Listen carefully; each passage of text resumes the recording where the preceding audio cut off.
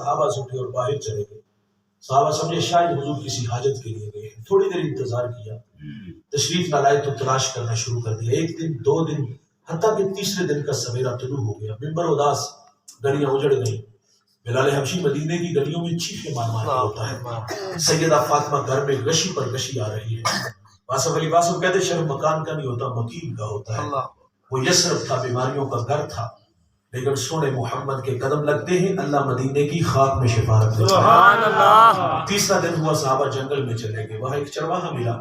اس سے کہتے یار اس نام کا کوئی شخص تو نہیں دیکھا؟ اس نے کہا اتنا میٹھا نام میں نے تو سنا ہی پہلی دفعہ ہے. ہاں میں اتنا ضرور جانتا ہوں, وہ سامنے باہر دیکھتے ہو جس کا نام جبل صلا ہے, وہاں ایک جوان ہے جو صبح بھی روتا ہے, شام بھی روتا ہے. کہتا وہ میری بکریاں دیکھو ہلکا بنائے بیٹھی ہے, نہ کچھ کھاتی ہے نہ کچھ پیتی ہے. وہ روتے ہیں تو یہ بھی روتی ہے. صحابہ نے پوچھا وہ رونے والا کیا کہتا ہے؟ اس نے کہا جب اس کے لب ہائے مبارک کھلتے ہیں تو وہ رب حبلی امتی کی صدائیں دیتے ہیں. بے جان جسموں میں جان ہے. صحابہ اندر داخل ہوئے. آنکھیں کیا دیکھتی ہیں کہ میرے نبی کی پیشانی نوکیلے پتھر پہ جھکی ہے, اور رو رو کے اپنے اللہ سے کہہ رہے تھے, اے اللہ میری امت, اے اللہ میری امت, اے اللہ میری امت. سیدنا صدیق اکبر آگے بڑھے, عرض کیا حضور 3 دن جدائیوں میں گزر گئے, اللہ مہربانی فرمائے گا. فرمایا میں اتنی دیر تک سجدے سے سر نہیں اٹھاؤں گا جتنی دیر تک اللہ مجھے راضی نہیں کر دیتا. سنیے گا دوست, سیدہ فاطمہ الزہرا رضی اللہ تعالیٰ عنہ کو جب خبر ملی, آپ مدینے کی عورتوں کو لے کے اس غار کی طرف گئی. راوی لکھتا ہے سیدہ کے تن پہ جو ردا تھی اس پر 14 پیوند لگے تھے. مالک کونین ہیں وہ پاس کچھ رکھتے رہی, 2 جہاں کی نعمتیں ہیں ان کے خالی ہاتھ میں. امام کی بیٹی سر پہ ردا اور اس پر 14 پیوند ہیں. آپ غار کی طرف بڑھتی ہے, صحابہ پیچھے ہٹے. آپ اندر داخل ہوئی, عرض کہتی ہے ابو جی بیٹی آئی ہے, دیکھیے نہ جگر کا ٹکڑا آیا ہے. آپ جس کے لیے مسند بچھاتے تھے فاطمہ آئی ہے. حضور بیٹی کو بھی یہی فرما دے, بیٹے مجھے امت کی محبت تڑپا رہی ہے. جب حضور سجدے سے سر بھی نہ اٹھاتے تو پھر سیدہ اپنے مالک سے کہتی ہے اللہ میں نے سنا ہے جب فقیروں اور درویشوں کی دعائیں مستجاب نہیں ہوتی تو وہ سروں سے پگڑیاں اتار کے اللہ تجھ سے بھیک مانگتے ہیں, پھر تجھے اپنے بندوں پہ رحم آ جاتا ہے. عرض کیا مالک آج تیرے نبی کی بیٹی فاطمہ جس پر تو نے تطہیر کی آیتوں کو نازل کیا ہے, میں سر سے دوپٹہ اتار کے اپنے بابا کی امت کے لیے تجھ سے بھیک مانگتی ہوں. سیدہ کا ہاتھ ہلا کی طرح بڑا, کوہرام مچ گیا, بادلوں کی اوٹ میں سورج نے منہ چھپا لیا, ایسا لگا کہ قیامت آ گئی. رومی کہتے پھر ایک صدا اٹھی, پس ندا آمد زی یزدہ کا رسول, من دعائے فاطمہ کردم قبول, کر طلب کر دی زمین و آسماں, جملہ بخش دے مشتر یک سما. فرما دیر نہ کرو جبریل جلدی جاؤ, میرے نبی سے کہو سجدے سے سر اٹھا لے ہم نے دعا قبول کر. سبحان اللہ. جیسے آپ کہو گے ہم امت سے ویسے ہی معاملہ فرما دیں گے. میں کہتا ہوں صرف 2 لمحوں کے لیے میں اور آپ اگر تخیلات میں غوطہ لگے, خود کو کھینچ کے اس غار میں چلے, ایک جانب خود کو کھڑا کریں اور ایک جانب محبت کی بشی کائنات دیکھیں. محبت کہتے عمل آسان کرتی ہے, محبت دعویٰ ہے عمل دلیل ہے. ناراض نہ ہوئیے گا دوست, یہ جو نعرے ہم لگاتے ہیں کھوکھلے ہو گئے. اس نبی نے تو ہمیں اتنا پیار دیا یار, ہم نے اس کے سلے میں کیا دیا؟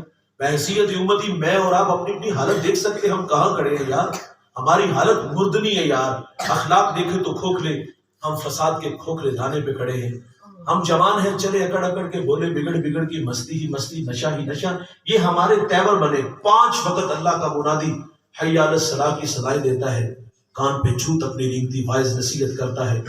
ہم غفلت کی پٹی نہیں اتارتے. ہم تو کسی کو آخرت کی بات سنیں تو لوگ کہتے ہیں مولوی اپنی تقریر اپنے کو رکھ, شباب ہمیشہ رہے گا, عمر کے سائے نہیں ڈلیں گے, موت کی ہچکیاں نہیں لگیں گی, خدا کی کچہری میں پیش, کیا کچھ نہیں کہا جاتا یار. اور یہ کہہ کر کے ہم لوگ آگے گزر جاتے ہیں. اور محبت تو ہم سے تقاضے چاہتی ہے. اور دوسری بات یار, میں نے آغاز سے اب تک کتنا کچھ آپ کو سنایا کہ حضور کی راہوں میں کتنے لوگ کھڑے رہے, انتظار کرتے رہے.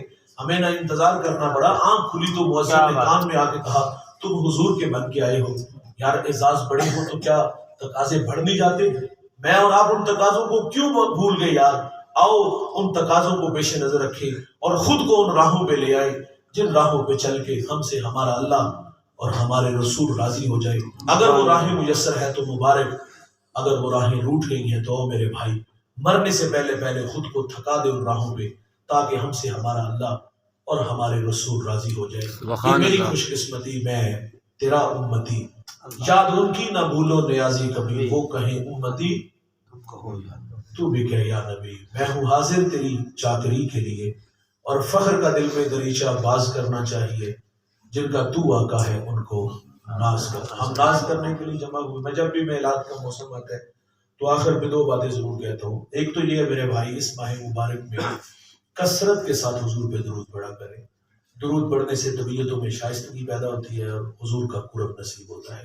شیخ جزولی بہت بڑا نام، دلائل الخیرات، امت کو درود پہ تحفہ دینے والے۔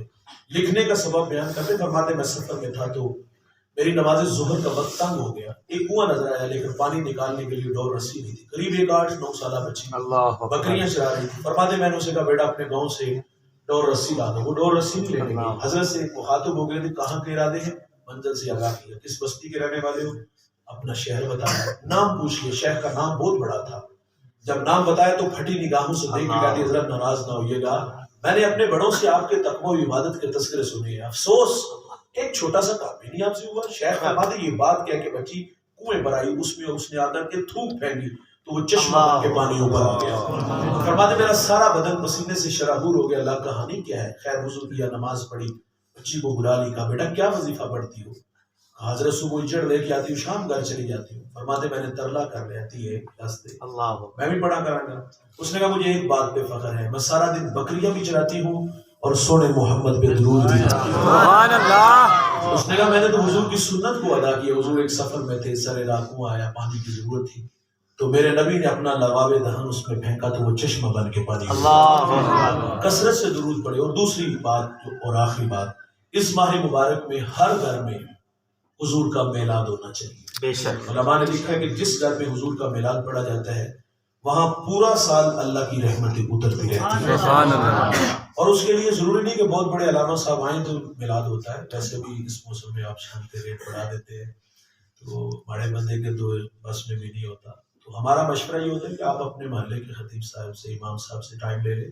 اگر آپ یہ ان سے بھی نہیں لینا چاہتے تو ہمارا مشورہ یہ بھی ہے کہ یار اپنے گھر میں چٹائی بچاؤ، بیٹی تلاوت کرے، بیٹا نعت پڑھے، والد حضور کی سیرت پہ 10 منٹ گفتگو کرے، پھر مدینے کی طرف کر کے مصطفیٰ جان سبحان اللہ، پورا سال اس گھر میں اللہ کی رحمتیں اترتی رہیں گی۔ سبحان اللہ۔ آج کی اس بزم میں ہم وعدہ کریں گے ہر گھر میں حضور کا میلاد انشاءاللہ۔ اللہ تعالیٰ آپ سب کو سلامت رکھے۔ علماء کی خدمت میں ناچیز کو کچھ عرض کرنے کا موقع میسر آیا، سعادت کی بات ہے اور یہ اعزاز ہوتا ہے، اور اعزاز ہمیشہ میرے ساتھ رہے گا۔ اور جن بھائیوں نے، بچوں نے اس وزن کو سجایا، عزیزم کا نام کیا ہے آپ کا؟